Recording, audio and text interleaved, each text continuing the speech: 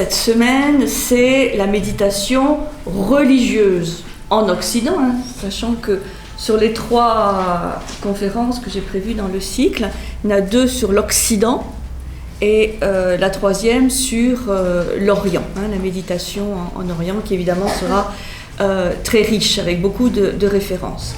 2 premières sur l'Occident, je vous avais un petit peu expliqué pourquoi. Donc nous allons parler de la discipline méditative dans les religions occidentales avec un certain nombre d'exemples. Mais je voudrais faire un petit rappel de ce qu'on a vu la semaine dernière. Puisque aujourd'hui c'est quand même un petit peu la continuité.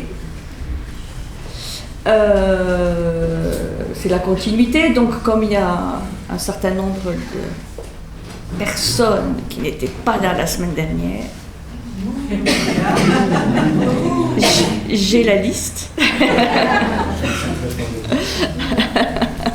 On ne citera pas de nom, mais quand même, Claudie, tu n'étais pas là la semaine dernière.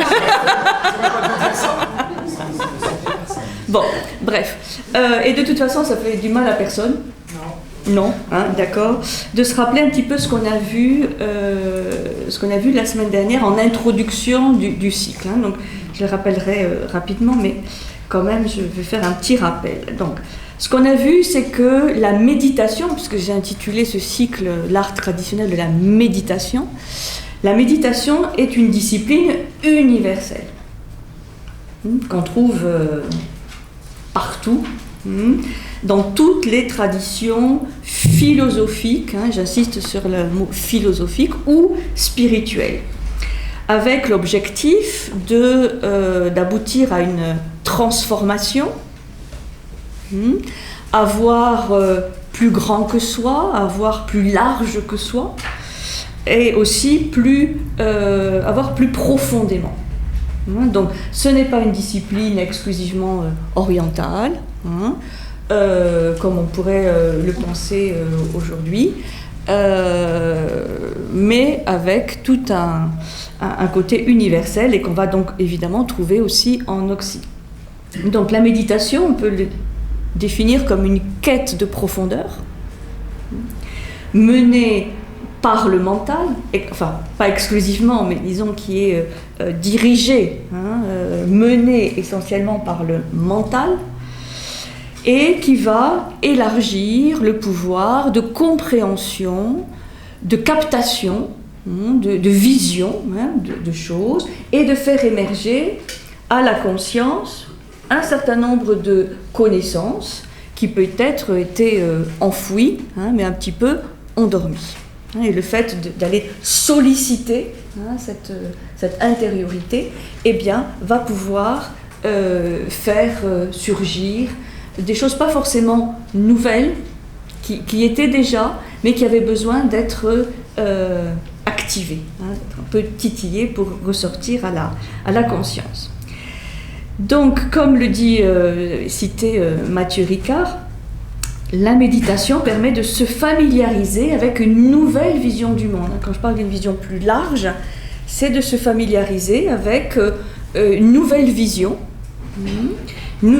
du monde, une transformation de l'intérieur qui a pour objectif aussi de nous libérer de schémas de pensée habituels, de nous libérer d'une certaine routine, d'une certaine inertie, d'une certaine habitude, d'un certain nombre de mécanismes à la fois mentaux et émotionnels. On appelle ça parfois des chemins de pensée ou des scénarios émotionnels qui font que on prend l'habitude de réagir ou de penser peu toujours de la même manière face à des situations qui peuvent être différentes. Donc, c'est en ce sens que c'est libérateur, puisque ça permet de sortir d'une certaine routine. Et la routine mentale, ou la routine dans la pensée, est plus sournoise, mais aussi plus embêtante, enfin plus enchaînante que la routine physique. qui est peut-être la plus évidente. Ce qui est plus haut est toujours plus subtil, mais aussi plus sournois à aller débusquer. La méditation permet donc de voir la réalité davantage telle qu'elle est, c'est-à-dire d'enlever peu à peu les filtres ou les miroirs un peu déformants qui nous font voir la réalité d'une certaine manière alors qu'elle est peut-être pas forcément autre, totalement autre, mais en tout cas peut-être plus riche ou plus vaste qu'on ne l'aperçoit. Et ça permet aussi de dissiper la confusion mentale dans laquelle nous sommes, puisque, comme on l'avait vu, nous sommes soumis à un flux incessant de pensées, d'idées, d'émotions, tout ça un petit peu mélangé, et nous sommes souvent plus pensés que nous ne pensons réellement. Question.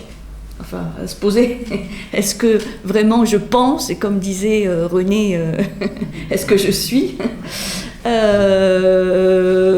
ou est-ce que je suis plutôt pensée, c'est-à-dire est-ce que je subis ce flot, ce flux incessant de choses qui me traversent la tête. Et le meilleur exemple, la meilleure façon de s'en rendre compte, c'est d'essayer justement de concentrer sa pensée, ne serait-ce que quelques secondes ou quelques minutes, sur un thème ou sur un support. Et c'est là où on se rend compte de la difficulté, puisque notre mental a l'habitude d'être un peu papillon. Ça, je pense que ça nous concerne tous, sauf à avoir une pratique de nombreuses années, voire dizaines d'années de concentration, de méditation. Quelqu'un, on prend une nouvelle habitude, si je puis dire, de concentrer son mental. Ce qu'on avait vu, et ce qui me semble aussi une clé importante, c'est la différence entre des mots qu'on emploie souvent les uns pour les autres, la différence entre les trois étapes, ou les trois notions de concentration, méditation, contemplation. Ce n'est pas la même chose, et c'est bien savoir qu'est-ce qu'on pratique quand on fait ce genre d'exercice. Donc, ce sont des étapes dans un cheminement progressif. Disons qu'il y a une gradation, concentration, méditation, contemplation, sauf peut-être dans l'expérience mystique, mais qui est relativement marginale. Relativement marginal quand même dans l'histoire de l'humanité, où un mystique peut accéder peut-être directement à la contemplation, à l'état contemplatif, et donc à faire, à vivre, à expérimenter une fusion avec le sujet de sa contemplation. Mais sinon, pour la plupart des êtres humains, il y aurait comme une gradation qui commence par la concentration, puis concentration menée à son terme peut s'appeler méditation, et méditation menée à son terme, contemplation. Donc se concentrer, on avait vu que c'était fixer son attention sur un thème abstrait ou un support concret, peu importe. C'est la première étape pour commencer à prendre le contrôle de son mental et à pouvoir le diriger parce qu'on le veut, parce qu'on l'a décidé. Et ça, c'est très important, pas simplement un moment dans la journée, mais pour la vie dans son ensemble, de pouvoir à volonté se concentrer, parce que la vie nécessite la concentration, et pas simplement dans des moments privilégiés où on le peut, où on se met en condition d'isolement ou de tranquillité, où là, peut-être c'est plus facile de se concentrer. Mais justement, c'est bien de pouvoir s'exercer à se concentrer dans le bruit, dans la contrariété, dans les circonstances habituelles de la vie. Et bien sûr, ça peut être un bon exercice au départ de privilégier un espace-temps, mais après, l'objectif est quand même de pouvoir se concentrer, donc être avec un mental orienté et soutenu quand on en a besoin. Et on ne sait jamais dans la vie, à l'avance, quand on aura besoin. Hein, ça fait partie du charme, de la richesse de la vie. Du charme, oui, oui, oui. Si on savait tout à l'avance, quelle tristesse, non? Donc, première étape pour prendre le contrôle de son mental, qui permet déjà d'être plus conscient, plus attentif, plus présent à ce que nous faisons. La méditation serait donc la deuxième étape, qui suppose une pratique continue et en profondeur de la concentration. J'insiste, la méditation vient d'une pratique continue et en profondeur de la concentration. C'est un des piliers de la voie philosophique proposée par un grand nombre de philosophes de l'Antiquité. Méditation sur la mort, méditation sur la vie, donc, méditation sur le temps qui passe, la fugacité des choses de ce monde, méditation sur le bon, le beau, le juste, hein, comme dirait Platon. Et à la fin de cette méditation, disons déjà dans cette méditation menée un petit peu à son terme, eh bien il n'y a plus de différence ou de distance entre le sujet méditant et l'objet de la méditation. On fait un. C'est-à-dire qu'il y a une appropriation du sujet par l'objet, une intégration du sujet méditant dans l'objet, et c'est pour ça que ça peut faire surgir une autre compréhension, une autre connaissance du sujet qui vient vraiment des profondeurs. C'est pour ça que c'est une pratique continue. Et n'importe quel moment de la journée peut être une excuse pour s'exercer à cette concentration et à cette méditation. C'est pour ça que j'ai conseillé de toujours avoir des sujets de méditation qui fonctionnent en nous, et ça permet de mieux orienter ou cibler son mental. Et au minimum, cette méditation, elle était conseillée, notamment par les épicuriens, par les stoïciens, pour s'approprier un certain nombre d'enseignements, pour les faire siens, et donc pour pouvoir les appliquer. Puisqu'un enseignement qui reste en surface, reste extérieur, et on ne peut pas en profiter quand on en a besoin. Donc, dans tous les moments de la vie, de maladie, de confrontation à la mort, autre chose, c'est très important d'avoir fait cette méditation, puisqu'on ne voit plus le problème de la même manière, parce qu'on y a au préalable médité en profondeur. Donc on a vu un certain nombre d'exemples. Enfin, la contemplation, qui était aussi une pratique philosophique, ça c'était vraiment un des points importants de la semaine dernière, c'est que on va trouver la notion de contemplation chez nos grands philosophes grecs, Platon, Aristote et Plotin, le néo-platonicien. Il s'agit de quoi? De contempler le bien. Pour Platon, on contemple l'un bien, cette idée qui chapeaute toutes les autres grandes idées, c'est-à-dire archétypes, ou modèles. On contemple Dieu, on contemple le divin. Chez Aristote, on a cette vie contemplative qui pour lui était le summum de la vie humaine. Et chez Plotin, eh bien, par ascension et progressive, eh bien, on remonte de l'âme à l'intellect, à l'être, jusqu'à l'unité. Il y a donc cette remontée progressive qui a comme terme la contemplation, c'est-à-dire la fusion, vraiment l'union.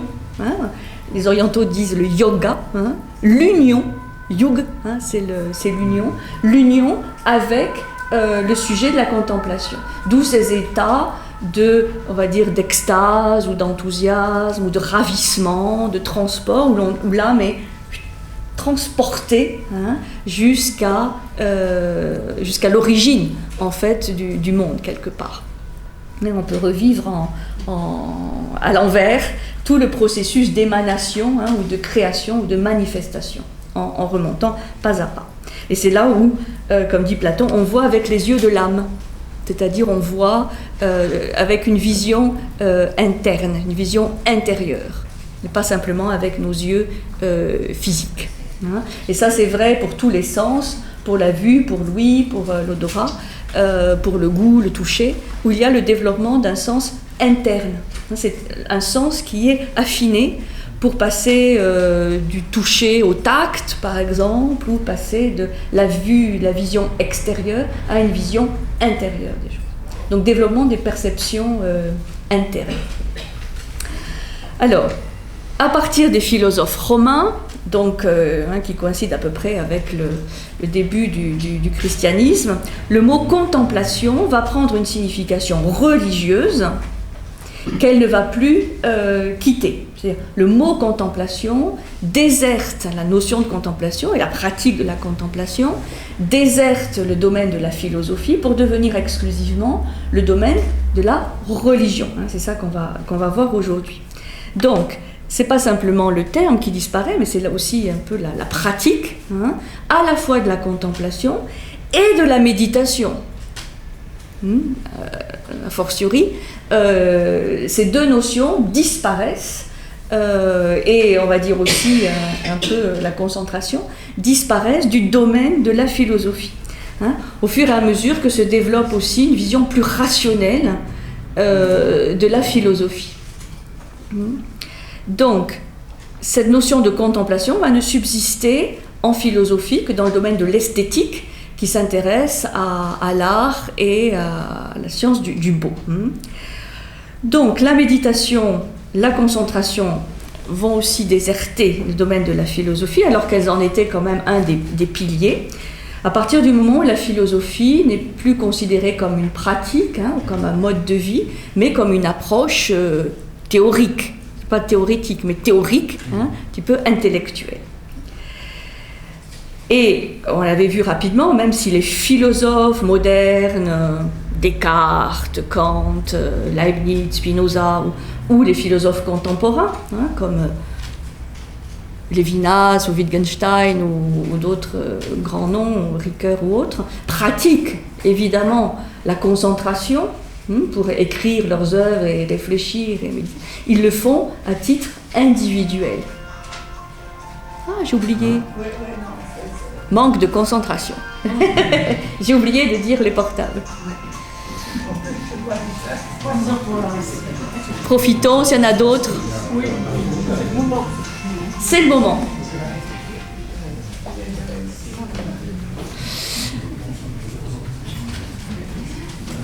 Et aujourd'hui, donc, ils le pratiquent à titre individuel, mais ce n'est plus pour eux une pratique à transmettre ou à encourager. C'est ça la grande différence. Et la méditation, la concentration, aujourd'hui, où est-ce qu'on la trouve ? On la trouve beaucoup plus en psychologie, dans les revues ou ouvrages de psychologie, que dans les ouvrages de philosophie. Et encore faut-il distinguer, souvent on emploie le terme de méditation en psychologie à la place de celui de concentration. Donc on peut dire en résumé que ce sont les religions qui vont s'approprier ces notions de méditation, de contemplation à partir du Haut Moyen-Âge. Et le Haut Moyen-Âge, c'est le 2e, 3e, 4e siècle de notre ère. À partir de Haut Moyen-Âge, eh bien, ce sont les pratiques religieuses qui vont hériter de ces notions qui étaient autrefois philosophiques et qui vont les transmettre, les pratiquer. Et au sein des religions, il y a une tradition qui va être essentielle pour cela, c'est la tradition monastique. Et la tradition monastique en Occident, elle est très importante. Elle va jouer un rôle essentiel qu'on a un peu perdu de vue aujourd'hui, notamment dès le Haut Moyen-Âge. Je vais y revenir. Donc, c'est pour ça qu'au ça se suit, vous voyez, c'est pour ça que j'ai fait ce long rappel, parce qu'il y a une continuité entre la méditation philosophique qu'on a vue la semaine dernière et la méditation religieuse qu'on va voir aujourd'hui en Occident. Et la semaine prochaine, ça sera l'Orient. Donc, comment, je vais vous donner un certain nombre d'exemples, ce ne sera pas exhaustif, mais un certain nombre d'exemples où on a des pratiques de concentration, de méditation, de contemplation dans la voie religieuse, et on va voir comment ceci était considéré et vécu. Alors, dans la Bible, et notamment dans la traduction latine de la Bible, qu'on appelle la Vulgate, traduction en grec c'est la Septante, vous vous rappelez, mais la traduction latine, la Vulgate, qui a été traduite en latin par Saint Jérôme au IVe siècle, eh bien on va trouver très souvent les termes méditation ou le verbe méditer. Donc on va avoir en fait une convergence, comme deux fleuves qui se réunissent.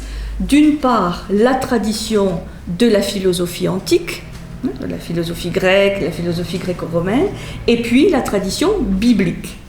Et à partir de cette double tradition, Bible, soit l'Ancien Testament, soit le Nouveau, eh bien, les religions dites du livre, donc le judaïsme, le christianisme et l'islam, vont concevoir un certain nombre de disciplines et de méthodes pour parvenir au dépassement de soi et à l'union avec le divin. L'union avec le divin, ce qui va être à la fois une continuité de la méditation et de la contemplation philosophique, et en même temps apporter évidemment des grands changements.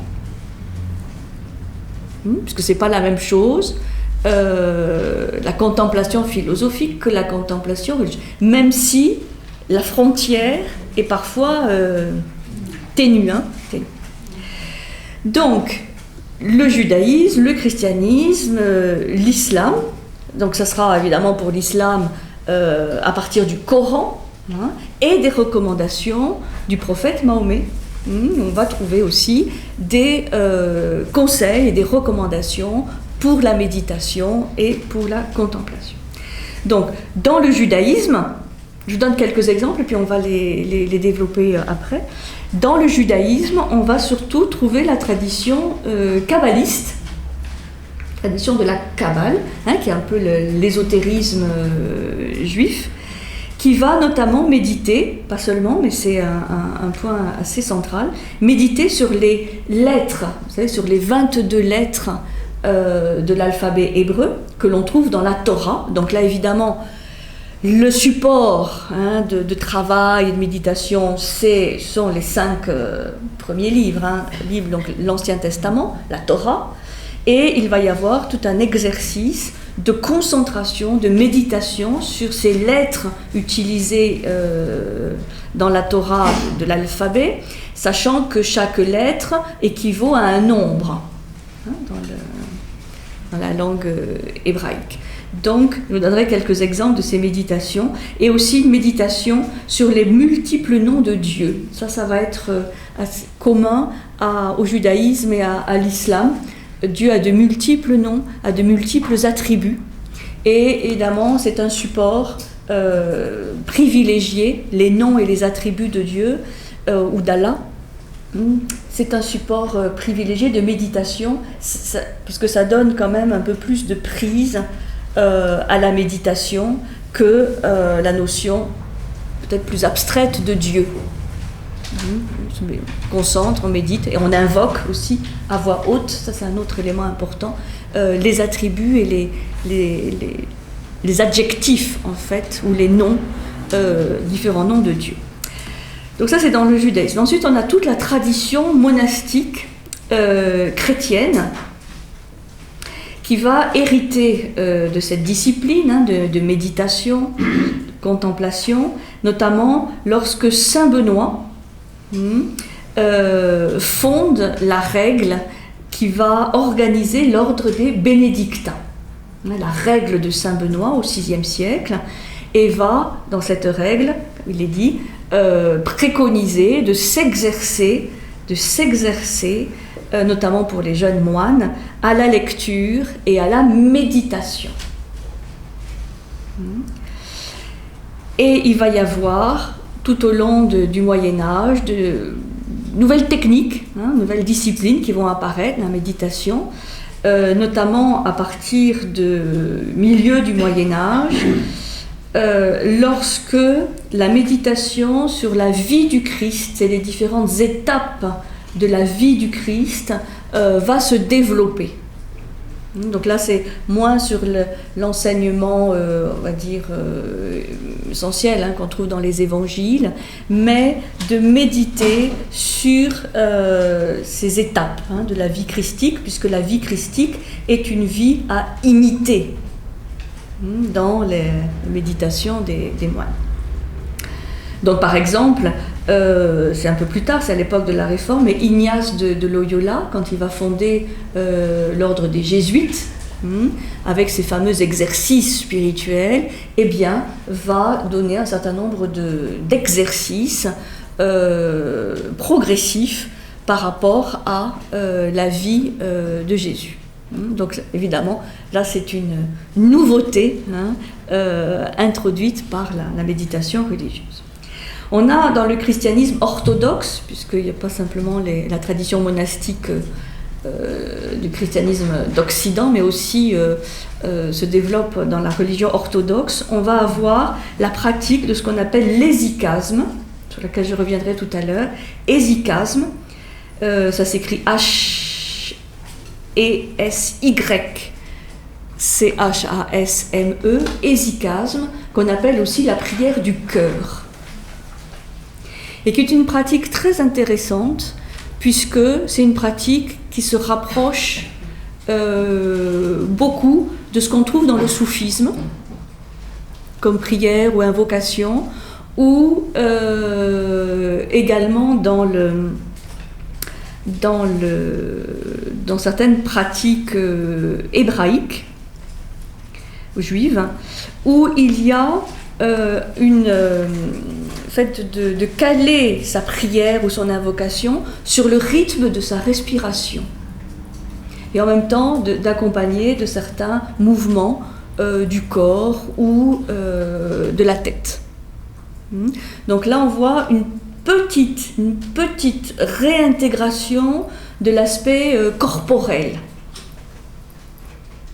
Donc davantage dans la tradition orthodoxe, ou dans l'islam ou dans le judaïsme, alors que dans la tradition du christianisme occidental, là c'est quand même une des caractéristiques qui l'a fait aussi être rejeté par un grand nombre, le corps est vraiment nié.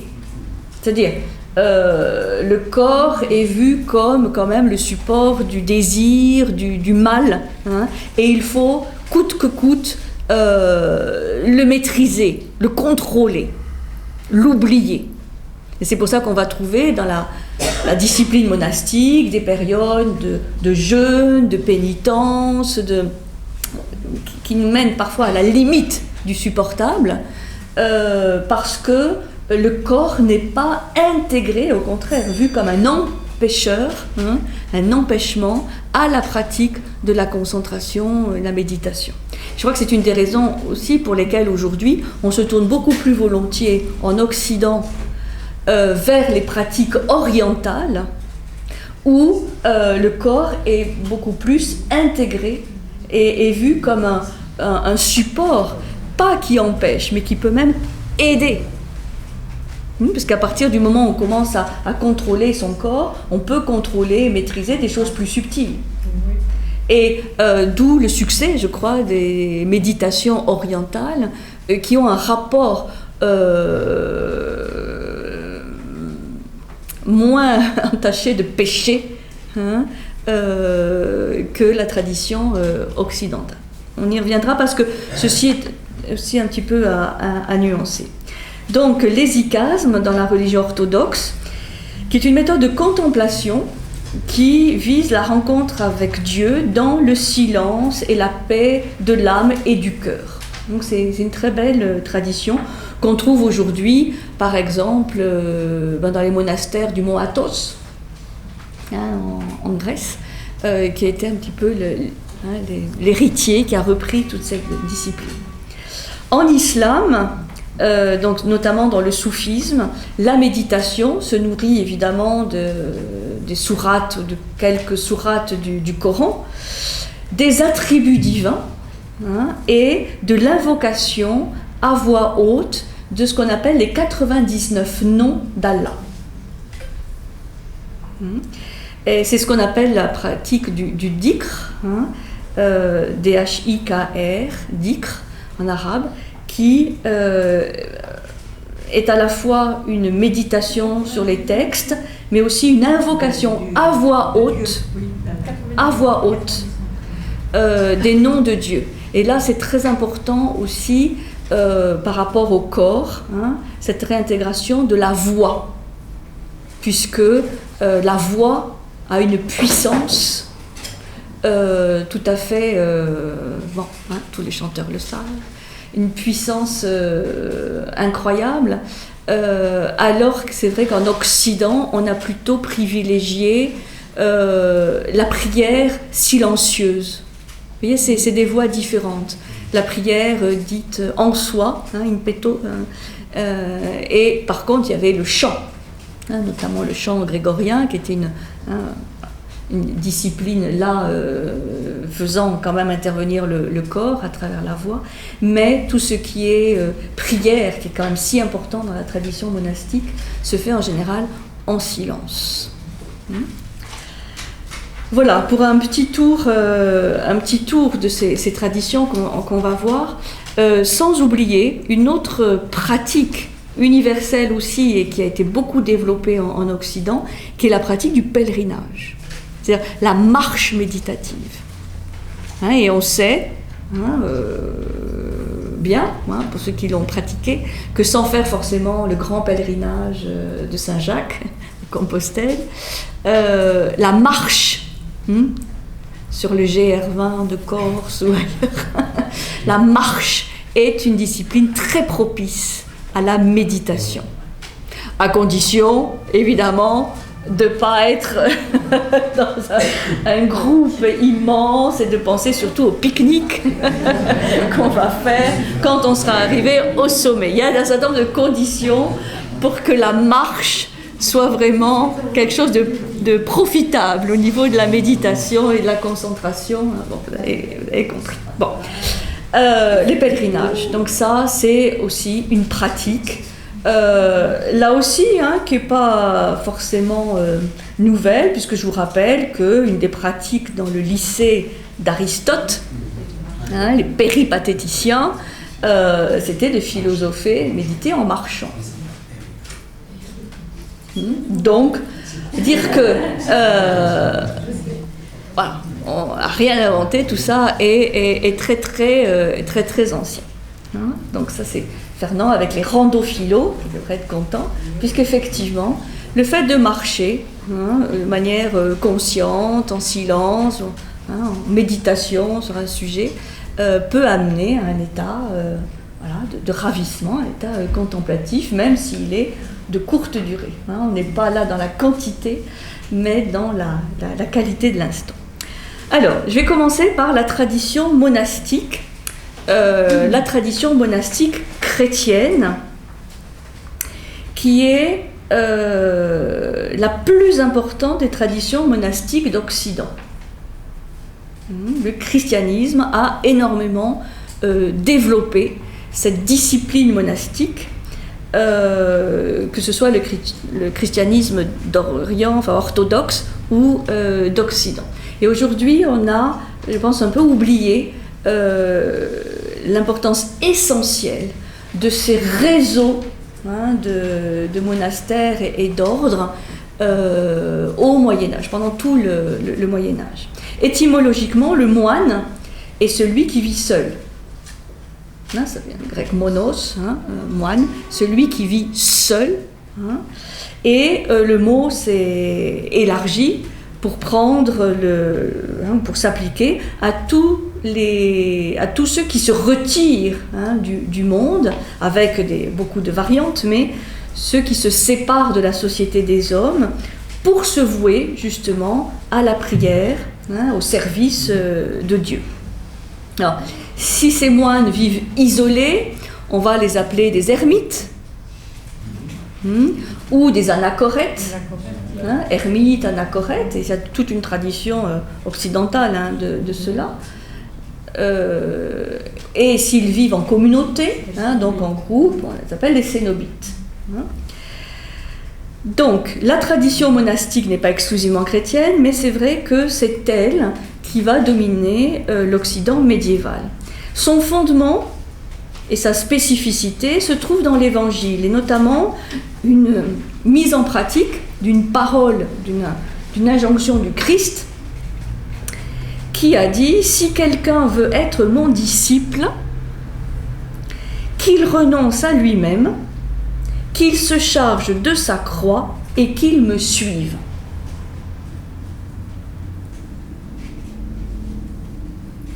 Voilà. Donc, renoncement au bien de ce monde, et le fait de suivre Jésus. Alors là, dans plusieurs sens du terme, physiquement, mais aussi symboliquement. Là, c'est une contrainte, en fait. Alors une imitation de la vie de en Christ. fait, de le faire par rapport à un état d'être. Oui, mais l'état d'être, il vient après une certaine pratique. Oui, mais là, c'est une contrainte. Ça peut être vu comme une contrainte, mais la vie de Plotin, même s'il était enseignant et qu'il a écrit beaucoup de choses, était aussi une vie extrêmement disciplinée, avec plusieurs heures quotidiennes de réflexion et de méditation. Et me dire, bon, mais c'est lui qui se donnait cette discipline, ne parlons pas de la discipline de Kant. Parce qu'il ne faut pas se leurrer, arriver à un certain état vraiment de méditation profonde exige un certain mode de vie. Donc là, c'est une contrainte, certes, mais consentie. Voilà. Alors après, ça semble insupportable parce qu'on n'est pas fait pour vivre ces règles, c'est autre chose, mais c'est un choix. Alors, je vais vous citer quand même quelqu'un qui nous est cher ici à Marseille, c'est Jean Cassien. Jean Cassien, qui a vécu au 5e siècle, vous savez, qui a été l'abbé de Saint-Victor, à Marseille, et qui, après avoir fait un voyage et avoir visité les monastères d'Égypte et de Palestine, est revenu à Marseille. Jean Cassien, c'est quelqu'un d'important. Et lui, il estime que la tradition monastique commence avec les apôtres, carrément, à Jérusalem, que cette tradition monastique, donc de suivre le Christ, pour pas simplement le suivre, mais vivre à son imitation, vivre le plus comme lui. Donc cette tradition monastique commence là, donc du vivant du Christ. Et puis, que par réaction contre le relâchement des mœurs d'un certain nombre de chrétiens, eh bien, il y en a qui ont ressenti le besoin de revenir à cette tradition originelle du dépouillement, du détachement, de la solitude, de la prière, de la méditation. Et c'est ça qui va être le moteur de la création de ces différents courants monastiques, ou ces ordres monastiques. Donc la multiplication des monastères en Occident, durant le Haut Moyen-Âge, est immense. Et donc, ces traditions monastiques maintiennent la tradition d'une vie détachée des ambitions terrestres, et surtout fidèle à la simplicité évangélique. Certains ordres vont un petit peu s'en détacher de ce dépouillement et de cette simplicité, mais il y aura toujours un peu des réformes pour remettre les méditants dans le droit chemin. Hein. Donc, quelles sont ces pratiques monastiques, puisque c'est vraiment ces pratiques monastiques qui sont les héritières hein, des anciennes pratiques. La solitude, les prières, et donc la plupart du temps les prières en silence, la pratique du silence, même pendant les repas hein, pour certains ordres, la méditation sur les textes des évangiles,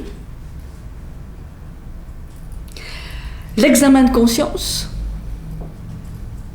et ça c'est quelque chose qu'ils n'ont pas inventé, hein, puisque déjà chez les stoïciens, hein, on faisait le bilan de la journée, l'examen de conscience, hein, qu'as-tu fait, qu'as-tu pas fait, etc. Les chants, là c'est vraiment les chants en commun hein, qui permettent à la communauté de se retrouver, et pour certains ordres le travail manuel. Un travail manuel pour rester quand même en contact avec les réalités de ce monde terrestre. Un travail manuel qui se fait au profit exclusif de la communauté. Donc ce sont des pratiques de dépouillement, de concentration, de méditation sur l'essentiel pour vivre sa foi en Dieu et dans le Christ. Alors, vous voyez que les pratiques en elles-mêmes ne sont pas très différentes des pratiques philosophiques. Par contre, qu'est-ce qui distingue la méditation religieuse, notamment là chrétienne, de la méditation philosophique? Quand même un certain nombre de choses. Hein. D'abord parce que c'est une méditation qui est reliée à la foi. On a la foi, on entretient la foi. Donc un ensemble de croyances. Hein. Ce n'est plus une recherche de la connaissance ou même de la vérité, hein, ou de se rapprocher de la vérité. C'est vraiment une discipline irriguée par la foi, à une connaissance qui est révélée. Hein, il y a toute la conception de la révélation. Et évidemment de cette médiation christique. Où on cherche à se rapprocher de la vie du Christ, comme dans l'islam, on va essayer de se rapprocher de la vie du prophète. Donc il y a un modèle à imiter, et ce modèle christique ou mahométan ou imiter Moïse, hein, par exemple, remplace l'ancienne image du sage. Je ne sais pas que ça n'existait pas avant, mais avant il y avait le fait de pouvoir se rapprocher de cet idéal du sage, hein, qu'on va trouver chez Socrate, chez Platon, aussi chez Aristote, chez Plotin. Donc, mais sans que cet idéal du sage soit vraiment personnifié. Pas forcément... on ne cherchait pas à imiter la vie de Socrate particulièrement, même si on reconnaissait en lui l'homme le plus sage d'Athènes. Il avait sa spécificité. Ce qu'on essayait d'imiter, c'était d'appliquer ses conseils, ses exhortations, mais pas d'imiter sa vie. C'est une grande différence là. Et évidemment, cette méditation, cette contemplation s'exerce dans un cadre privilégié, un cadre privilégié du monastère, un cadre privilégié de solitude, de renoncement, de dépouillement. Vous n'êtes pas en contact avec le monde, il y a moins de tentation, il y a moins de dispersion, il y a moins de distraction.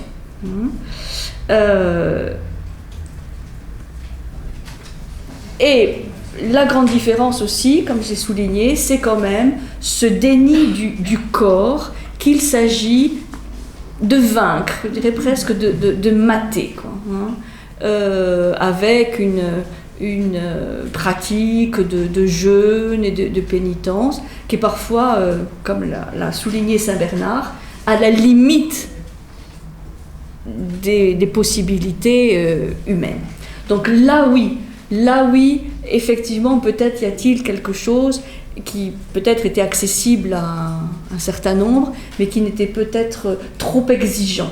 Ou la pratique de la chasteté aussi, trop exigeant pour un certain nombre, d'où un certain nombre de dérives après. Alors, on a la règle de Saint-Benoît au VIe siècle, qui va se propager dans toute l'Europe et qui va supplanter toutes les autres. C'est la règle bénédictine qui va s'imposer. Puis, il va y avoir un certain nombre d'excès ou d'éloignements de cette voie. Et c'est la règle cistercienne qui va s'imposer avec le fameux Saint Bernard de Clairvaux au XIIe siècle, qui va remettre les pendules à l'heure, si je puis dire, en remettant l'austérité, le dépouillement au cœur de la voie monastique. Puis on va avoir les ordres mendiants, ce qu'on appelle les ordres mendiants au XIIIe siècle, dont les plus connus sont les dominicains, les franciscains, qui ne sont pas des ordres monastiques, puisque là ils ne vivent pas en monde clos, mais ils vivent en société, mais dont certains éléments de discipline méditative ou contemplative se rapprochent des disciplines monastiques. Notamment l'étude de textes, ça c'est valable beaucoup chez les dominicains, qui sont des érudits et des interprètes, des exégètes des textes, et la pratique de la pauvreté, du dépouillement chez les franciscains. On va avoir Ignace de Loyola qui fonde au milieu du XVIe siècle l'ordre des Jésuites, qui là, avec ses exercices spirituels, va donner vraiment une pratique extrêmement codifiée, extrêmement balisée pour chaque semaine, chaque mois. Quels sont les éléments à pratiquer? Je vous lirai un petit texte tout à l'heure. La réforme protestante au XVIe siècle va s'opposer de manière assez virulente à tout ce qui est monastère et voie monastique, puisque vous savez, dans la vision protestante, il n'y a plus de médiation. Il n'y a pas de culte des saints, il n'y a pas de culte de Marie. Le Christ est on ne dirait pas comme les autres, mais disons qu'il n'y a pas de médiation entre l'homme et Dieu. L'homme est en contact directement avec Dieu, et dans le protestantisme, il y a très peu de pratiques ou de rites collectifs comme on trouve dans la tradition monastique catholique. Donc, elle va supprimer, dans tous les pays où la réforme triomphe, elle va supprimer tous les monastères, et c'est la contre-réforme catholique qui va refaire, construire des monastères, qui va accentuer l'organisation des congrégations monastiques. Et dans toute l'Europe, on rebâtit les monastères qui deviennent à ce moment-là de grands édifices très solennels, magnifiquement ordonnés, et peut-être un peu trop, puisque nombre de ces congrégations monastiques vont s'éloigner de la pratique monastique initiale. Et quant aux ermites, ce ne sont que des vagues souvenirs. On a des débuts du christianisme, mais il n'y a plus cette tradition érémitique qu'il y a eu au début. Donc il y a toute une évolution, voilà, c'est très rapide, mais toute une évolution de la tradition monastique, avec une tradition originelle, avec Cassien et avec l'ordre bénédictin, une réforme avec les cisterciens et Saint Bernard de Clairvaux, et puis après ces ordres mendiants, on peut dire, qui vont continuer, perpétuer cette tradition méditative. Et après, disons qu'on rentre un peu plus dans le siècle, je dirais, à partir de la contre-réforme. Alors, ce que je voudrais vous lire, c'est un petit texte qui n'est pas très connu de mon point de vue, un petit texte de Bernard de Clairvaux, justement, puisque c'est lui qui est à l'origine de la réforme cistercienne, Hein. Vous connaissez en Provence les 3 grandes sœurs cisterciennes, hein, ces abbayes cisterciennes magnifiques, hein, de Sénanque, du Toronnet, entre autres. Et c'est donc Saint Bernard, au 11e, à cheval, hein, 11e, 12e siècle, qui va être à l'origine de cette réforme. Réforme face aux excès, ou un peu au dévoiement, à déviation de certains monastères bénédictins. Hein, vous savez, les grands... les moines qu'on voit sur les boîtes de camembert, les joufflus, bons vivants, voilà. Hein. C'est un peu contre cette image que va lutter Saint Bernard pour revenir à un peu plus d'ascèse et d'austérité. Hein. Et dans ce texte de Bernard, il va faire la différence entre considération et contemplation. Alors, d'abord, Saint Bernard, c'est, qu'on l'aime ou qu'on l'aime pas, hein, c'est un personnage très important quand même à cette période. Il est abbé de Clairvaux, donc en Bourgogne. C'est l'un des champions, hein, de la réforme cistercienne. C'est un homme politique aussi, très influent, qui conseille les papes, qui conseille les princes, qui appelle à la croisade aussi, à partir de, je crois que c'est de Vézelay, ou de Chartres. Il a appelé à la croisade. Et il a une influence déterminante sur la tradition méditative en Occident, comme en témoigne ce texte que je vais vous lire, qui fait partie d'un traité plus large de la considération. Vous savez, c'est lui qui a demandé à ce que dans les abbayes, dans les monastères, il n'y ait plus d'images, que les murs soient nus, pour éviter la dispersion, le divertissement, l'idolâtrie. Hein, si vous allez à Sénanque ou au Toronnet, vous verrez des murs nus, où c'est la pierre, hein, qui chante et qui est source d'harmonie, hein, quand il y a des chants, mais sinon aucune image. Aucune image. C'est très protestant, oui, puisque les vitraux, pour lui, colorés, sont aussi à bannir, donc on revient avec la réforme cistercienne à des vitres blanches. Alors, évidemment, voilà, vous avez ceux qui aiment, ceux qui trouvent que c'est un peu dépouillé, hein, mais là aussi, par rapport aux vitraux colorés qui racontaient même les épisodes de la Bible, pour lui, c'était source de dispersion, de distraction, et qu'il fallait revenir vraiment à un dépouillement extrême pour permettre une bonne concentration, méditation sur l'essentiel. L'idée n'était pas nouvelle à l'époque, parce qu'il y avait déjà eu la guerre des images. Oui, mais c'est lui qui va, avec la réforme cistercienne, l'ériger en grand principe. Hein. Et le texte que je vais vous lire peut être considéré un peu comme le testament spirituel de Bernard de Clairvaux, après l'échec de la deuxième croisade, hein, après 1149. Alors, ce texte...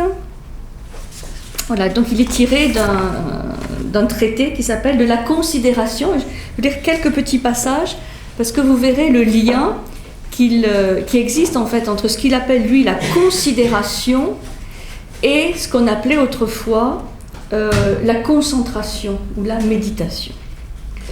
Alors, voilà ce qu'il dit, Saint Bernard. « Et d'abord, remarque bien ce que j'entends par considération proprement dite. Je ne veux pas qu'on l'assimile en tout à la contemplation. » Donc il fait bien un distinguo, considération, contemplation. En effet, celle-ci, donc la contemplation, suppose la vérité déjà connue, tandis que la première a plus particulièrement pour but la recherche de la vérité. Aussi définirais-je volontiers la contemplation comme une intuition claire et infaillible des choses par l'œil de l'esprit, ou, en d'autres termes, l'acte par lequel l'esprit embrasse une vérité connue, indubitable. Quant à la considération, je dirais que c'est un effort de la pensée, une application de l'esprit à la recherche de la vérité. Je trouve ça très intéressant et surprenant de la part d'un grand religieux d'écrire cela. Ce qui n'empêche pas qu'on emploie bien souvent ces deux mots l'un pour l'autre. Vous voyez, il était déjà conscient de cette confusion entre ce que lui appelle considération et contemplation. Je vous lis ça parce que c'est exactement la même chose que ce qu'on lisait chez les philosophes grecs. Avec la concentration, la méditation, la contemplation, et de ne pas employer ces deux mots l'un pour l'autre. Pour en venir maintenant à l'objet même de la considération, je crois qu'on peut en assigner 4 qui se présentent d'eux-mêmes à la pensée. Toi d'abord, puis ce qui est au-dessous de toi, autour de toi et au-dessus de toi. Que ta considération commence par toi et ne la porte point sur ce qui est placé hors de toi en te négligeant toi-même. Vous voyez, le souci de soi, la connaissance de soi, déjà la concentration, la méditation sur soi. On n'imaginerait pas forcément ça. Car, que te servirait en effet de gagner l'univers si tu venais à perdre ton âme? Il cite un passage de Matthieu. Sois sage tant qu'il te plaira, je dis qu'il manquera toujours quelque chose à ta sagesse si tu ne l'es pas pour toi. Que lui manquera-t-il donc? Tout à mon avis. Quand tu connaîtrais tous les mystères à la fois, combien la terre est vaste, le ciel est élevé, l'océan profond, si tu ne te connais pas toi-même, tu ressembles à un homme qui bâtirait sans fondement, tu amasses des ruines au lieu d'élever un édifice. On dirait qu'il a lu Platon et Socrate. C'est étonnant, hein? C'est pour ça que je vous lis ça parce que souvent on fait des oppositions un peu radicales. Philosophie, religion. Bon. C'est plus complexe. Comme je dis toujours, il y a une continuité et en même temps, évidemment, des ruptures. Mais il y a plus de continuité qu'on ne le dit souvent, et plus de continuité parfois que de rupture ou de changement de forme. Saint Bernard qui dit « Connais-toi toi-même ». Et il aurait pu dire « Et tu connaîtras l'univers et pas les dieux, mais Dieu ». Hein, évidemment.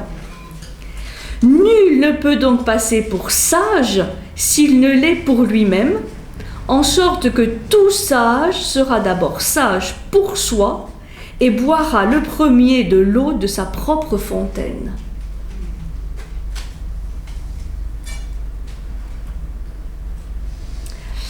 Et un petit peu plus tard, il dit « Qui es-tu » Donc c'est toute la réflexion sur qui suis-je, hein? Qui es-tu? Es-tu le pape ou le souverain pontife? Quel es-tu? Es-tu le bienveillant, doux et le reste?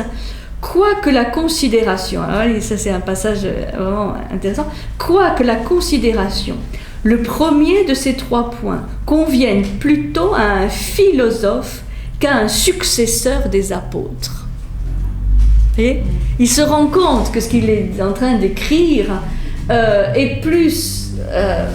se raccroche plus à la voie philosophique qu'à la voie religieuse du successeur des apôtres. Pourtant, il y a dans la définition de l'homme, qu'on appelle un animal raisonnable et sujet à la mort, quelque chose qui mérite encore de fixer ton attention, si tu permets que nous y arrêtions. D'ailleurs, je ne vois rien dans cet examen qui répugne ni à ta profession ni à ton rang. J'y vois même quelques avantages pour ton salut. Ah, évidemment, le salut est quelque chose de complètement nouveau dans la religion chrétienne par rapport à la philosophie antique, puisque le salut, la rédemption par rapport au péché est quelque chose de complètement ignoré, qui est inexistant dans la philosophie antique. Donc, évidemment, on va avoir un tout autre habillage. Mais je trouvais ce texte intéressant à connaître parce que on est quand même là au XIIe siècle. Il s'est passé quand même toute la construction du dogme chrétien, et on va voir ce Saint Bernard qui revient à des choses très anciennes, philosophiques, donc d'avant le christianisme. Il n'emploie pas le terme méditation, mais le terme considération. Enfin, en tout cas, c'est traduit comme ça. Considération, et il oppose donc considération comme une recherche de vérité et la contemplation qui est le vécu de cette vérité. On est vraiment très proche, très proche. Donc, ce texte est pour moi assez symbolique de la continuité extraordinaire entre méditation philosophique et méditation religieuse. Après vous avoir dit que c'était différent, je dis que c'est l'une est la continuité de l'autre, parce que c'est paradoxal. Alors évidemment, la forme va être différente, il y a même des choses de fond par rapport à la révélation et au modèle christique, mais sur bien des points, il y a continuité. Et cet impératif de l'attention à soi, là aussi c'est surprenant, puisque on pourrait penser qu'il y a une sorte d'oubli de soi pour se consacrer à la communauté, aux autres, se consacrer à Dieu, faire le vide pour être tout à Dieu. Là, dans le texte qu'on vient de voir, non. Il faut déjà être attentif à soi-même. Et c'est même la condition sine qua non pour être attentif aux autres et à l'univers. Alors, ça, je trouve que c'est bien à savoir, parce que souvent, justement, comme il y a dans la tradition chrétienne occidentale, c'est un peu ce déni du corps, cet oubli, ce combat à mener contre le corps. On peut jeter le bébé avec l'eau du bain, c'est-à-dire de dire, il ne se préoccupe pas du soi, de soi-même, l'attention à soi-même. C'est pas tout à fait vrai. En tout cas, là, dans cet exemple, on a le contraire. Et il faut savoir que Bernard de Clairvaux va avoir une très grande influence, par exemple, sur Maître Eckhart, le grand mystique allemand, le grand mystique rhénan du Moyen-Âge. Donc, voilà, c'est pour avoir un autre aspect de Saint Bernard qui est très connu, qui est plus connu par cette réforme cistercienne, donc le retour à l'austérité, au dépouillement, ou à l'appel à la croisade, qui le rend aujourd'hui pas forcément très sympathique.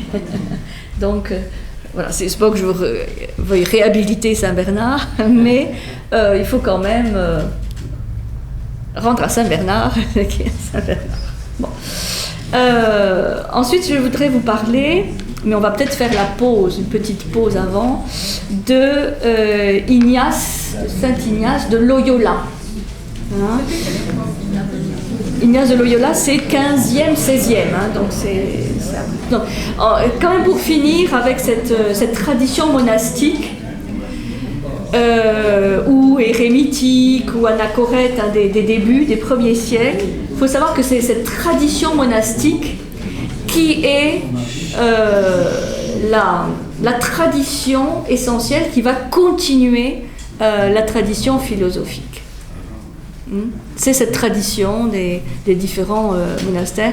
Et ça, c'est quelque chose qu'on a un peu perdu de vue, mais il y avait tout un réseau en Europe, avec l'Angleterre, avec l'Allemagne, différents pays d'Europe. Il y avait tout un réseau de monastères et les gens voyageaient beaucoup. Ces moines, tout cloîtrés, reclus qu'ils étaient, avaient aussi, notamment par les marches, puisque quand ils se rendaient à des réunions, ils le faisaient évidemment souvent à pied. Et on raconte parfois que je ne sais plus dans quel monastère, je crois que c'était les monastères cisterciens, quand ils avaient des rencontres, c'était des rencontres annuelles. Et pour faire le chemin de France, en Angleterre, en Allemagne, il fallait plusieurs mois. Et ils mettaient parfois 4 à 5 mois pour se rendre sur le lieu de la rencontre, 4 à 5 mois pour en revenir, et ils y passaient 15 jours ou 3 semaines, disons. Donc pratiquement, l'année était scandée par cette sorte de pèlerinage, de pérégrination. Et un jour, il y a certains directeurs, moines supérieurs, qui ont trouvé que c'était trop, et qui ont décidé de le faire tous les 2 ans. Et ils se sont aperçus que le fait de relâcher un peu l'exigence, parce que c'est quand même très exigeant, parce que c'était dans le froid, l'hiver, avec une nourriture très, très, très frugale, ils se sont rendus compte que la discipline du monastère s'était relâchée, et ça a été pour certains ordres, en tout cas, le début d'une sorte de décadence, parce qu'il n'y avait plus cette exigence annuelle qui demandait vraiment un dépassement de soi, une motivation hors pair. Et donc, c'est intéressant puisque cette discipline monastique, toute difficile ou contraignante qu'elle puisse paraître, était quand même un grand ferment de cohésion et d'épanouissement, et c'était l'apogée de ces ordres monastiques. Et quand on a voulu adapter, disons, ou relâcher un petit peu, assouplir cette discipline, eh bien ça a été un peu le début de la fin. Les déplacements se faisaient tout seuls? Ils étaient seuls dans leurs déplacements? Non. Donc ils avaient quand même une cohésion dans leurs déplacements? Oui, mais tu sais bien, quand on marche, même si on marche en groupe, on marche seul. C'est-à-dire qu'ils n'avaient pas forcément le même rythme non plus. Parce qu'il y en avait qui étaient âgés, il y en avait qui étaient aussi peut-être malades. Donc c'était évidemment une marche en groupe. Mais l'épreuve, elle était à vivre par chacun. Et le groupe peut évidemment porter, mais jusqu'à une certaine limite.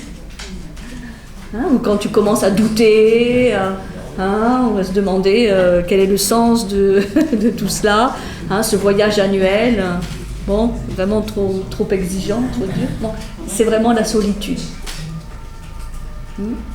Ça va? Oui. Bon, simplement pour vous rappeler un peu toute cette tradition monastique. Et on va se boire un petit café. Ignace de Loyola. Saint Ignace de Loyola. Mondialement connu, fondateur de l'ordre des Jésuites. Et il a écrit ce fameux ouvrage « Exercice spirituel », qui est une méthode pour forger son âme. Donc il y a tout un programme dans ce qu'il va enseigner, un programme en 378 points, donc c'est ambitieux, avec 18 règles, dont l'objectif est de se vaincre soi-même, régler sa vie, sans se déterminer par aucune affection désordonnée. L'objectif est ambitieux. Et donc sa méthode, c'est essentiellement de la concentration, de la méditation, des prières, et des examens de conscience. Hein, donc, déjà parlé. Donc des exercices mentaux et dotés parfois d'une dimension très concrète. Je vais en citer un qui me semble intéressant, ce qu'il appelle la composition de lieux. Composition de lieux qui consiste à se concentrer sur un lieu et à le visualiser. Je cite cela parce que souvent on parle des exercices de visualisation, hein, de méditation, de visualisation, qu'on pratique beaucoup en Orient, hein, dans les différentes disciplines qu'on verra la semaine prochaine. Mais il faut savoir que ce n'est pas spécifique, hein, à ces disciplines orientales. On le trouve aussi là, par exemple, chez les jésuites. Ici, par exemple, il consistera à considérer le chemin de Béthanie à Jérusalem. Est-il large ou étroit? Vraiment à le visualiser. Alors, évidemment, ce sont des lieux inspirés de la Bible. Ce n'est pas n'importe quel lieu. Voilà. Mais ça a aussi comme objectif, par la visualisation, de le rendre plus présent et donc de s'intégrer, hein, de s'approprier davantage l'enseignement qui y est associé. De même, visualiser le lieu de la scène. C'est-à-dire c'est pas quelque chose qu'on ferait spontanément. Est-il vaste ou resserré, disposé de telle ou de telle manière? Et il va aussi conseiller d'accorder le rythme de la prière à celui de la respiration. Donc là, on est face à une discipline assez universelle, hein, de scander, de rythmer la prière avec la respiration. Alors, je vous lis simplement un tout petit passage d'exercice spirituel. Première annotation ou règle. Par ce mot, exercice spirituel, on entend toute manière d'examiner sa conscience, de méditer, de contempler, de prier vocalement et mentalement, et les autres opérations spirituelles dont nous parlerons dans la suite. Vous voyez ? Là aussi, pour un grand religieux, hein, exercice spirituel, c'est exercice de l'esprit, du mental, avec ses expressions, examiner sa conscience, méditer, contempler.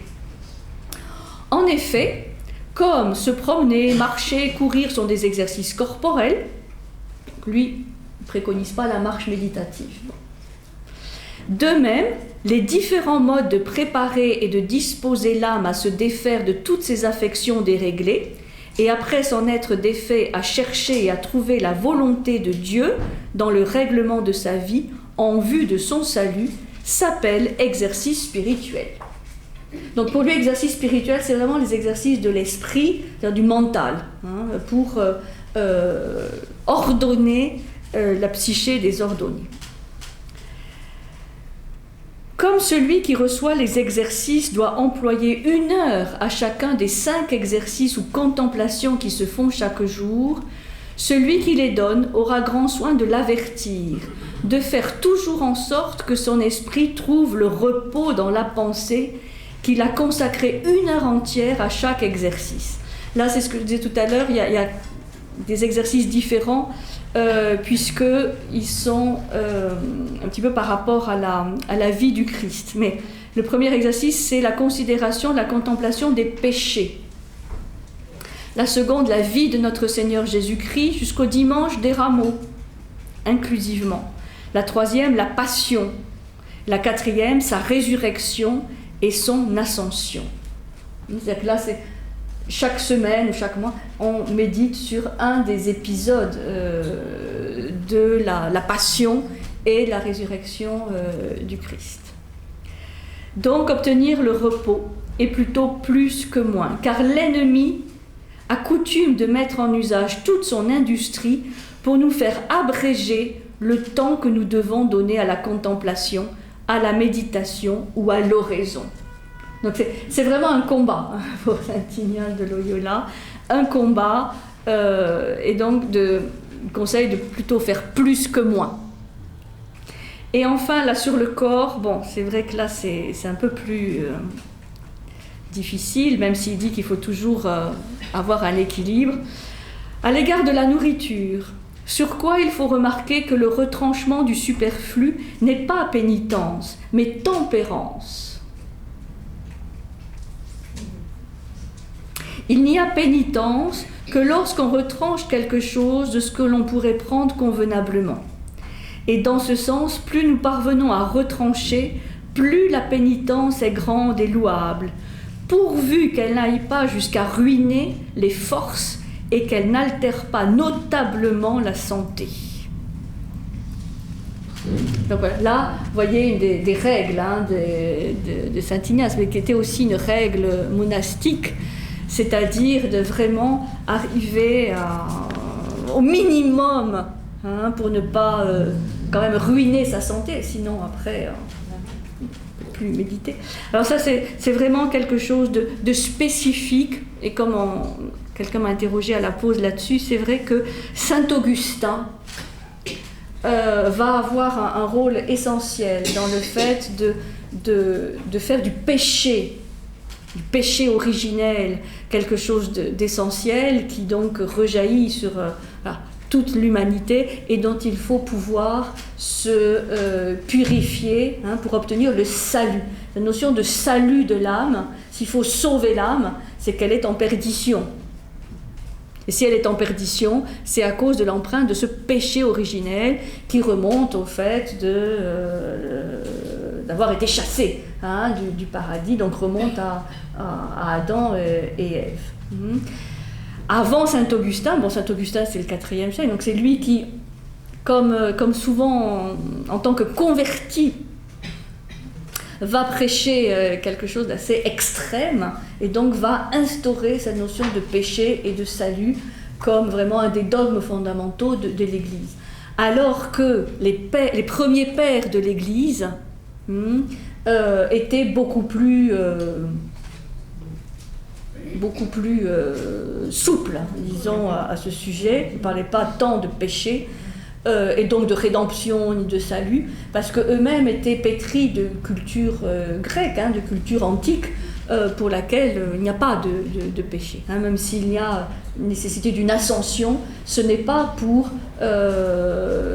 purifier quelque chose de l'ordre du châtiment. Cette notion de châtiment, de punition, de pénitence, c'est vrai, tout un langage qui, je crois, a éloigné un certain nombre de croyants du christianisme,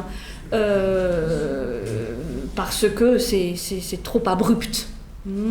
Rappelons-nous, chez Platon, l'ascension, il y a aussi une ascension, il y a aussi une purification, mais elle part quand même de l'amour du beau corps, des beaux corps. Il n'y a pas cette négation ou le fait de voir le corps vraiment comme le suppôt du mal, quoi.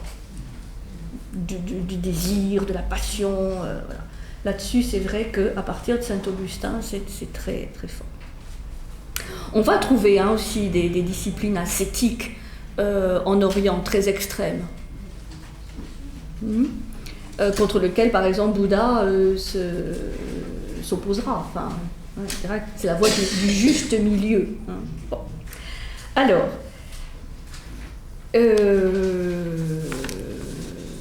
voilà pour quelques exemples empruntés aux jésuites et à Ignace de Loyola. Ensuite, le christianisme orthodoxe. Dans le christianisme orthodoxe, il y a cette fameuse prière du cœur, les icasmes, et je trouve intéressant de parler un petit peu de ceci. Ça vient du grec ezoukia, qui signifie la tranquillité. Tranquillité ou silence. Qu'est-ce qui vient de... Hésychasme. Le terme hésychasme qui définit cette prière du cœur vient du grec, ezoukia. Et l'hésychasme est une spécificité de la religion chrétienne orthodoxe. Elle consiste à, comme ils le disent eux-mêmes, désinvestir la conscience du flot des images et des pensées, c'est-à-dire de se vider vider la conscience, autant que faire se peut, hein, du flot des images et des pensées pour atteindre la plénitude du cœur. Alors, si je vous cite cela, c'est parce que c'est peu connu, que c'est toujours pratiqué hein, dans un certain nombre de monastères orthodoxes, et que c'est très comparable à un certain nombre de pratiques orientales, hein, yogiques, hein, de l'hindouisme ou du bouddhisme. Donc, l'hésychasme est directement inspiré de la Bible et de l'évangile de Saint Jean, hein, vous savez, qui est considéré comme l'évangile la plus mystique, hein, la plus propice aux interprétations symboliques et spirituelles. Et cet hésychasme est attesté dès les origines de la tradition monastique, comme je disais tout à l'heure, vécu par Cassien, par exemple, en Palestine et en Égypte. Donc cet hésychasme va connaître dans l'histoire deux grands moments de développement, à partir du mot Athos au XIVe siècle. Et donc c'est une pratique toujours en cours, hein, chez les moines du mot Athos. Et puis au XVIIIe siècle, pourquoi ? Parce qu'il y a une sorte d'anthologie de textes monastiques qui a été publiée en 1782, qu'on appelle la Philocalie des pères neptiques. Bon, c'est un peu compliqué. C'est une anthologie de textes de méditation monastique qui ont été écrits, une anthologie, donc une sorte de compilation d'un certain nombre de textes écrits entre le IVe et le XVe siècle. Donc, qu'est-ce que c'est cet hésychasme ? Le pratiquant prie continuellement en récitant des prières plutôt courtes, répétitives, et l'objectif c'est que l'esprit descend dans le cœur. Et le cœur, c'est pour ça qu'on l'appelle la prière du cœur, assoupli, libéré, est prêt à devenir le temple du Saint-Esprit. C'est-à-dire, on vide le mental, on vide le côté psychologique pour y accueillir l'Esprit Saint. Et cette rencontre, ou cette incarnation, cette descente de l'Esprit Saint se passe dans le cœur. Donc vraiment au centre de l'être humain. Alors, je vais vous les lire parce que c'est assez joli. C'est un petit texte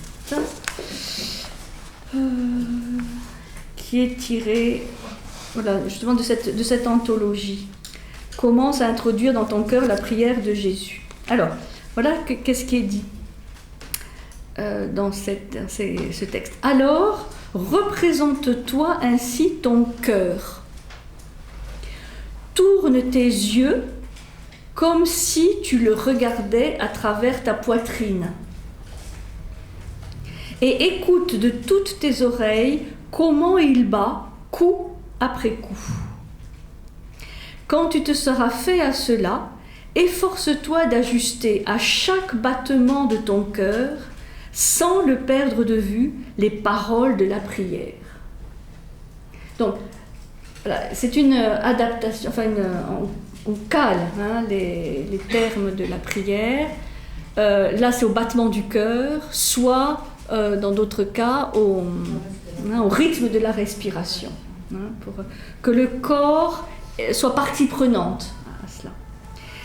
C'est-à-dire qu'avec le premier battement, dit ou pense « Seigneur », avec le second « Jésus », avec le troisième « Christ », avec le quatrième « Ayez pitié ». Vous voyez, c'est une prière courte, mais qu'on adapte au battement du cœur.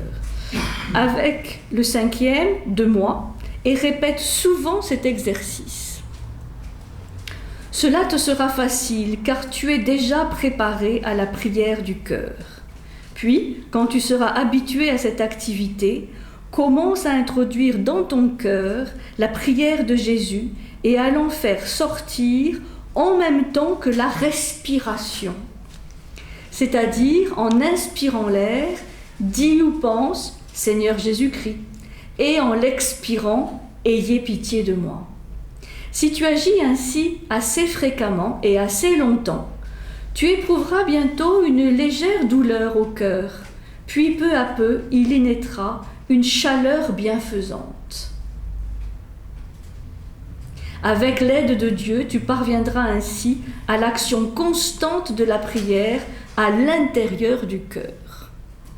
Puisqu'en fait, comme le cœur ne s'arrête pas de battre, que la respiration ne s'arrête pas non plus, il y a une sorte d'assimilation aux paroles de la prière avec ces mécanismes quasiment automatiques dont on n'est pas conscient. Donc, c'est intéressant parce que c'est très très très proche du dhikr soufi ou d'un certain nombre de pratiques du yoga.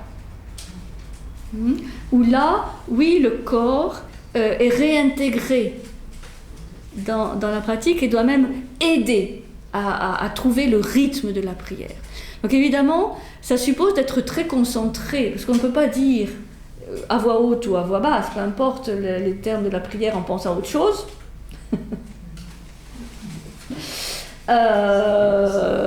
Mais à vraiment les dire en donnant toute la puissance aux mots, en les associant à ce battement du cœur et à ce rythme de la respiration. Alors, repousse.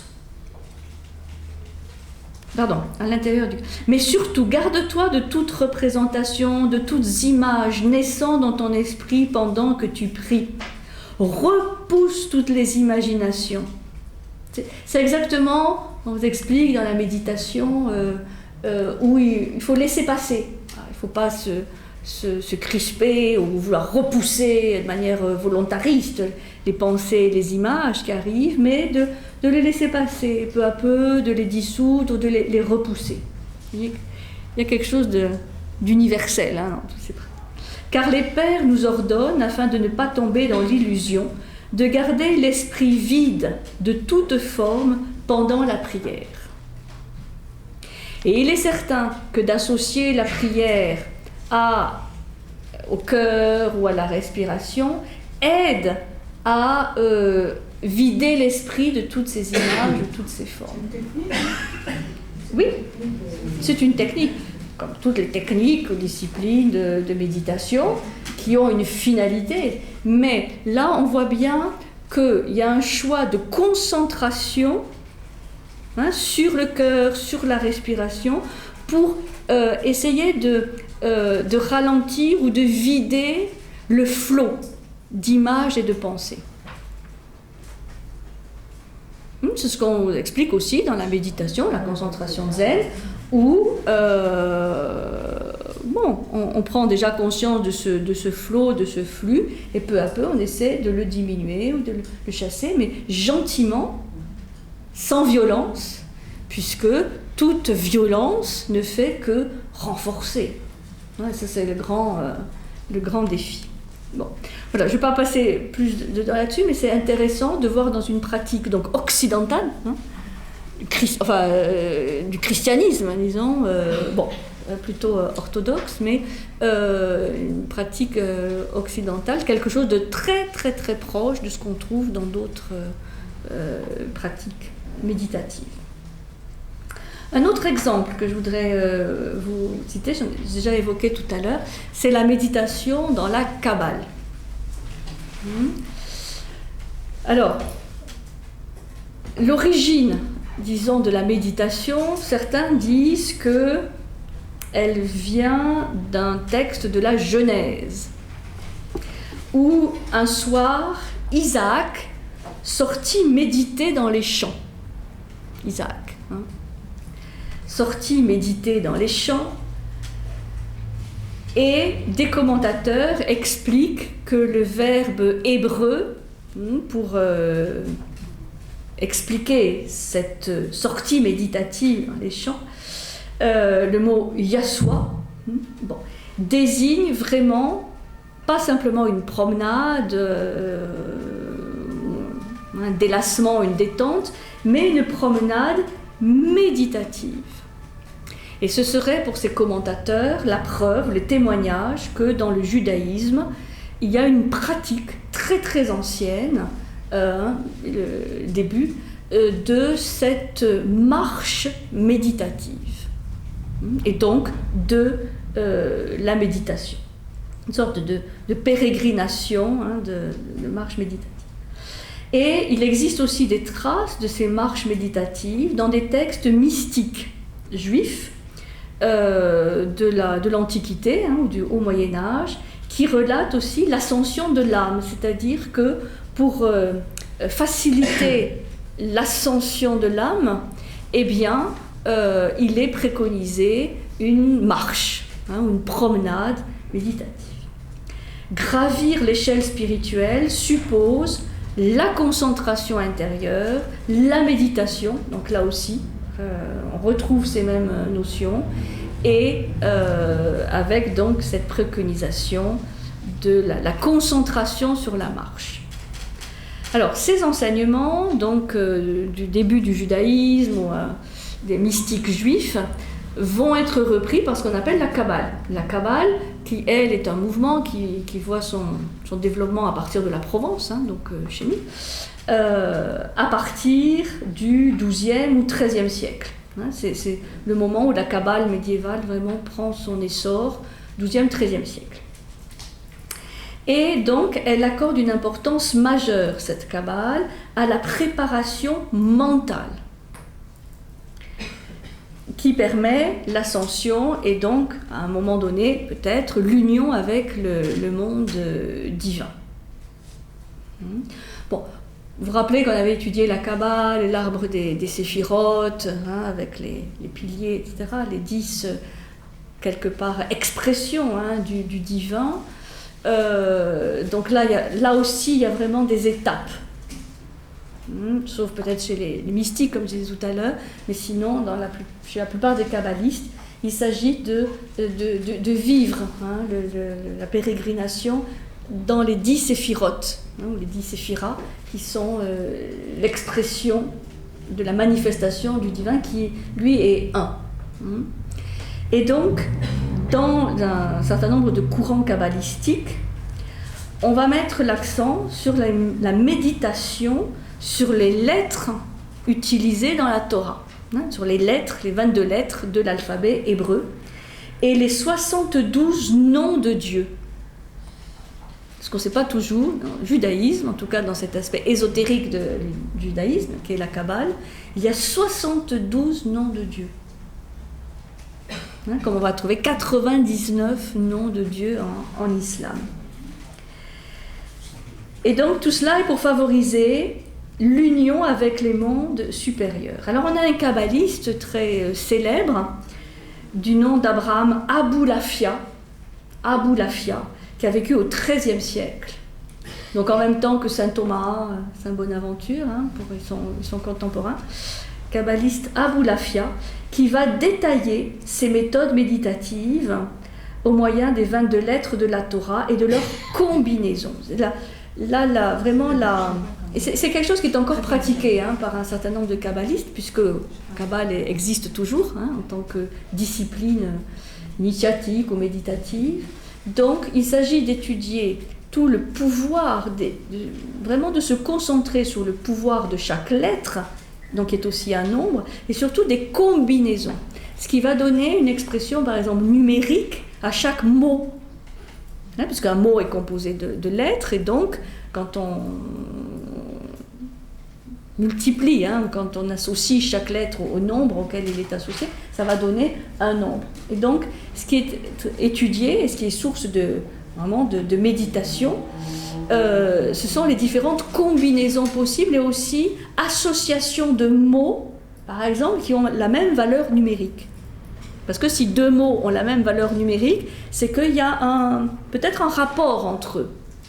Et ceci donne la base de toute l'interprétation, en fait, symbolique, numérique de la Torah.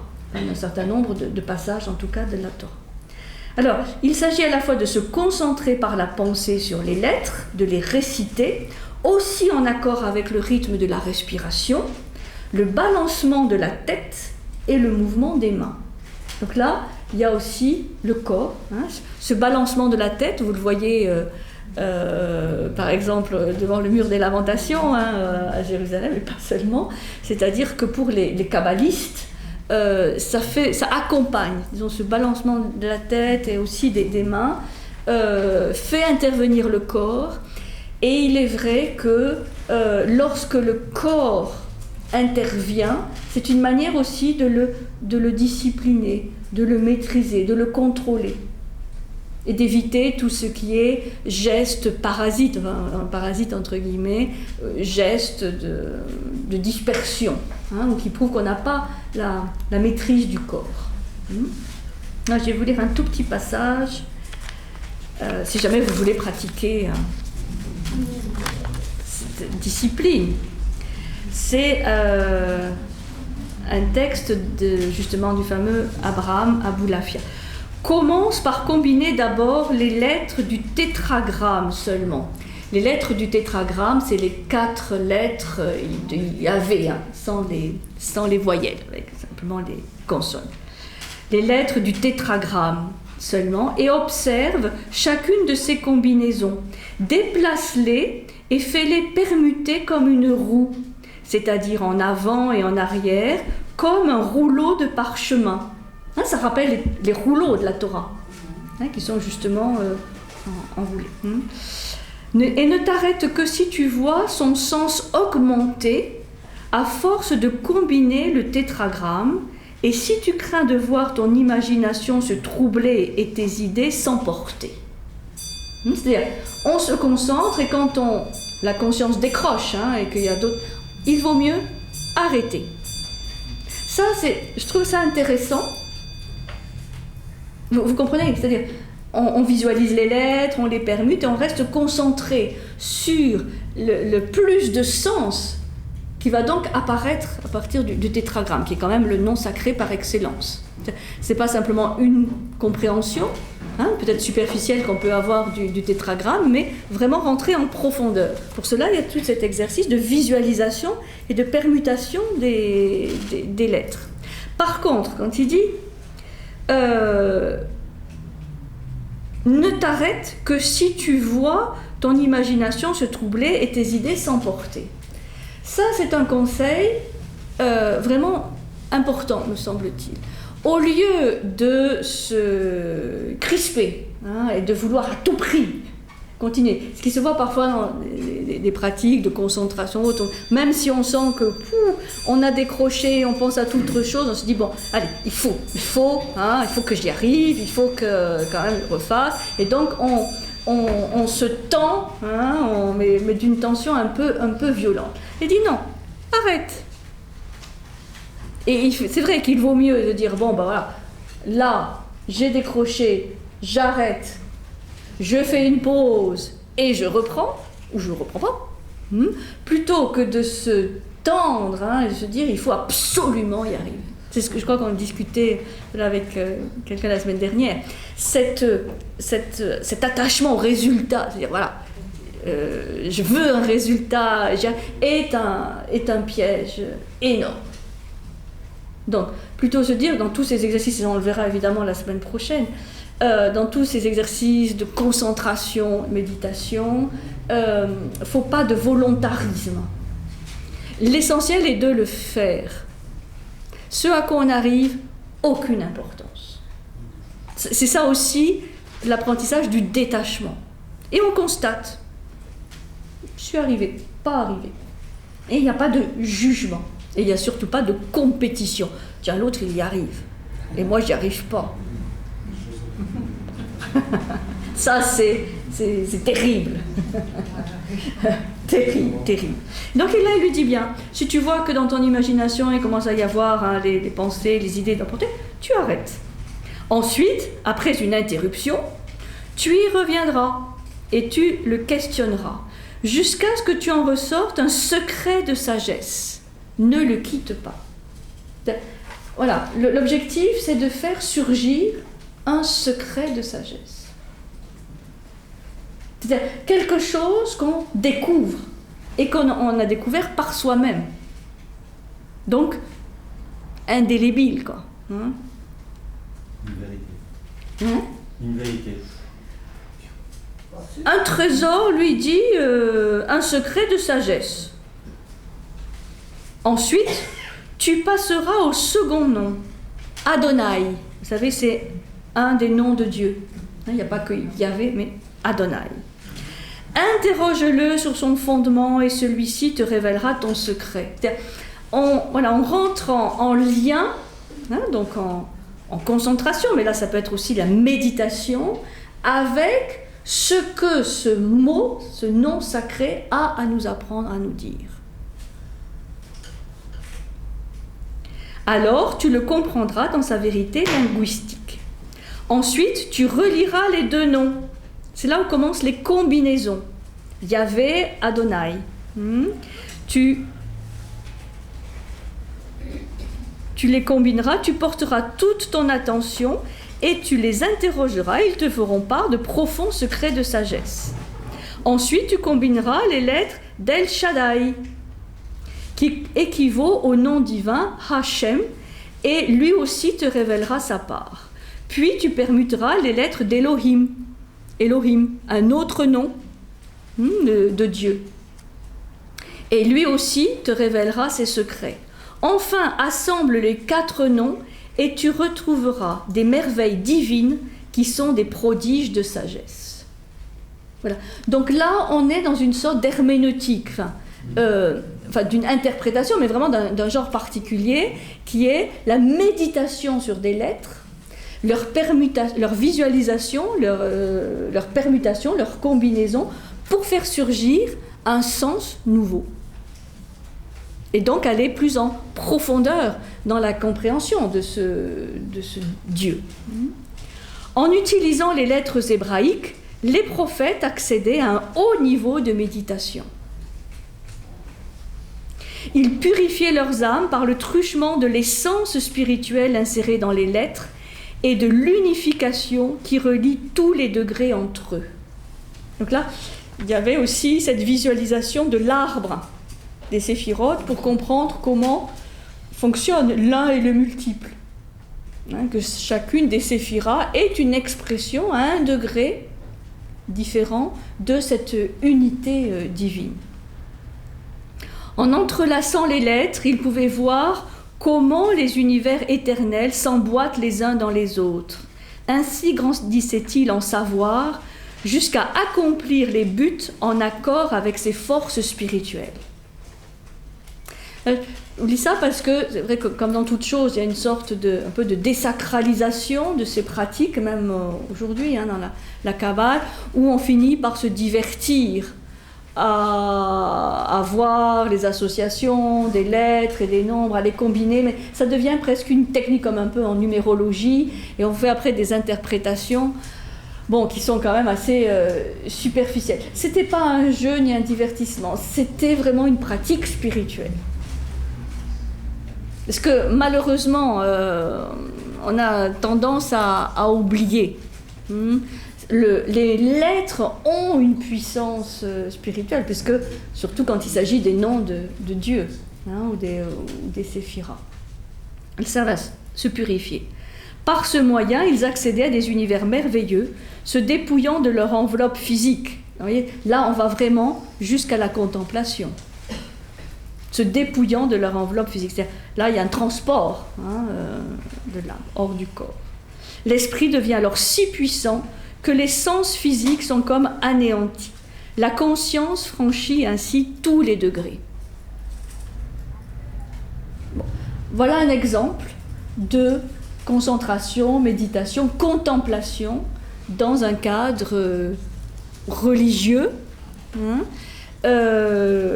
mais qui en fait finalement se rapproche de ce que d'un Platon ou Plotin pouvaient avoir préconisé ou pratiqué eux-mêmes. Sauf que la forme est différente. C'est compliqué, hein. C'est compliqué? Oui? C'est plus que compliqué. C'est pas accessible à tout le monde. Ah, c'est la grande question. Oui, oui, c'est accessible absolument à tout le monde. Mais ça suppose, ça suppose de pratiquer longtemps, régulièrement, et voilà. C'est pas, bien sûr, c'est compliqué. Enfin, je dirais, moi, je n'aurai pas ce terme compliqué, mais accessible à tout le monde, ça c'est sûr. Ça c'est sûr. Ça c'est sûr. Oui, il faut de la volonté. Alors, on parlait de André, etc. Oh, mon Dieu, mais quelle contrainte! Oui, bien sûr, quelle contrainte! Ce qu'il faut voir, c'est que, aussi quelque part, puisque l'homme n'est pas désincarné, le bénéfice que ces gens qui pratiquent en retirent. Parce que nous, des contraintes, on n'en a pas dans la vie quotidienne. On n'a que ça, non? Bon, simplement, comme on y est habitué, on s'en rend même plus compte. Mais est-ce que ces contraintes nous amènent à autant de tranquillité, de sérénité, de stabilité, de profondeur? Parce que c'est ça quand même, hein, l'objectif de ces pratiques. Non. C'est sûr que ça demande de la continuité.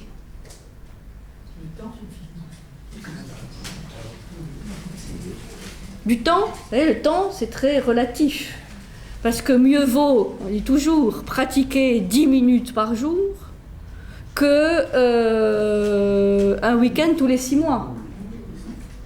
Non mais c'est ça aussi, un certain nombre peut-être de confusions, où c'est pas interdit de faire des week-ends ou des semaines, de retraites spirituelles, pourquoi pas. Mais si on veut que notre quotidien en bénéficie, c'est un petit peu tous les jours. Ou, comme je disais tout à l'heure, profiter de toutes les occasions de la vie quotidienne pour pratiquer.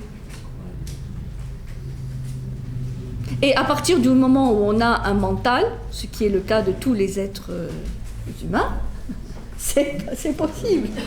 C'est possible. Non, je trouve que c'est essayer de regarder un peu, de lire un peu la Kabbale. Ah, la Kabbale, tu parles de la Kabbale, c'est compliqué. Oui. Disons, c'est un langage. C'est un langage dans lequel il faut rentrer, mais ça c'est... Oui. Moi je crois, mais bon, ça c'est opinion personnelle, hein, je crois qu'il faut déjà connaître l'hébreu. C'est pour ça... Parce que justement, l'hébreu est une langue particulière, où chaque lettre a un équivalent numérique, ce qui n'est pas le cas de toutes les langues. C'est une langue quand même sacrée, où on ne peut rentrer en contact avec la puissance de la lettre que si vraiment on la domine, cette langue. Mais c'est vrai aussi pour le Coran. Enfin, si on ne connaît pas l'arabe, c'est très compliqué. On peut toujours faire des interprétations du Coran, mais c'est très compliqué d'en percevoir vraiment l'identité, parce que la langue est le support de transmission d'un enseignement. Et c'est comme pour les Grecs, il faudrait pouvoir le lire en grec. Ça. Bon, nous on fait comme on peut, mais la langue, et surtout quand on évoque à voix haute, hein, c'est pour ça que les soufis, ils invoquent Allah à voix haute, parce que ça provoque une vibration, c'est une énergie, une vibration, et voilà, c'est propre à chaque tradition. Oui. Théodore Monod avait appris par cœur les béatitudes, et il les récitait matin, midi et soir en grec. Théodore Monod, c'est ça. Théodore Monod. Théodore Monod. C'était sa prière quotidienne, il en avait besoin. Oui, alors c'est vrai qu'il y a une grande différence entre une prière silencieuse, hein, et une prière à voix haute. Alors c'est vrai que lui, il avait compris par rapport au grec, disons, la puissance de ces langues anciennes, hein, que ce soit le sanskrit, le grec dans une moindre mesure, mais on voit bien qu'avec le latin, là on a vraiment une déperdition. Bon, ne parlons pas de nos langues qui ont plus ce lien vibratoire sacré quelque part. Et l'hébreu fait aussi partie de ces langues quand même riches de ce point de vue.